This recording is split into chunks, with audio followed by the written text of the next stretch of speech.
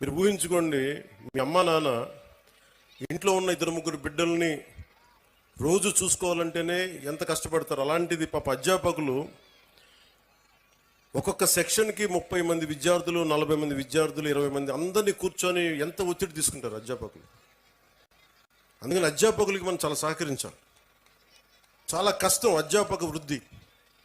ఈ దేశం బాగుండాలి అంటే కాంట్రాక్టర్లు కాదు మనం పెట్టాల్సింది డబ్బులు, అధ్యాపకుల మీద పెట్టుబడి పెట్టాలి.